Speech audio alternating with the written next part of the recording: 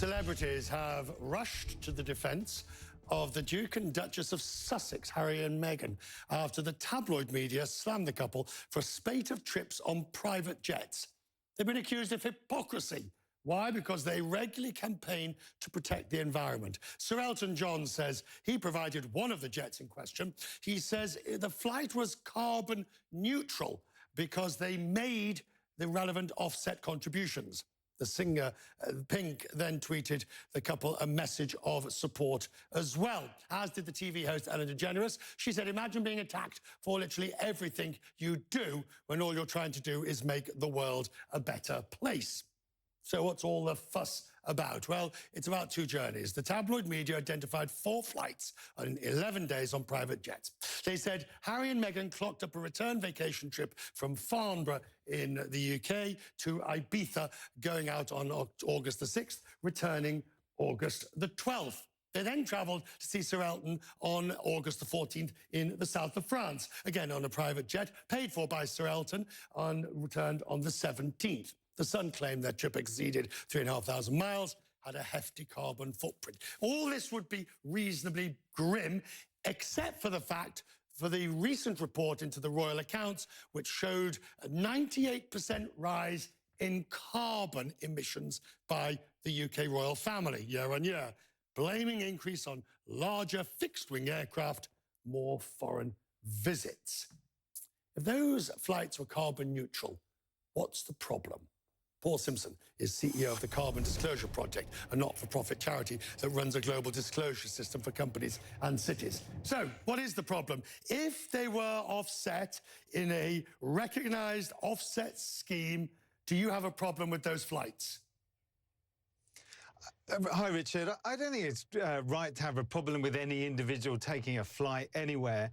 What the climate emergency says to us is that every individual, every company, every city, every national government needs to be aware of their carbon footprint and to take action to reduce it. And that's why at CDP, we ask all the world's companies and cities to do just that, to disclose their carbon emissions, to set a target in line with the science and to take those actions. So no individual should be judged on any one action. Any individual calling for action on climate change and the environmental crisis should be applauded. Not everybody's doing so. And then we need to see the actions that are congruent with that need for change. I can see where you're going with this, but do question, do you spot a whiff of hypocrisy from a couple claiming that they're going to even limit the number of babies they have to protect the environment and to protect the world, but then happily taking what you will agree is the most carbon expensive way, a private jet? Well, yeah, again, as individuals, we've all got to reduce our emissions. They're the royal family. They have certain needs. I'm not really qualified to comment exactly on their security needs and things like that.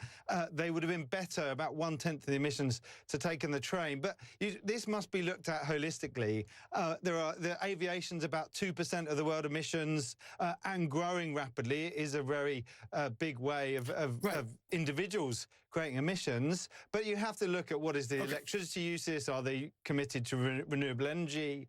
And the whole portfolio of actions that an individual or company takes to reduce emissions. I think it's very easy for some of the media to focus on the royal family and a couple of flights. That's not really the point here. OK, let's talk about aviation more generally, something perhaps I know a little bit more about than the royal family's flying habits. 2%, you say, and rising.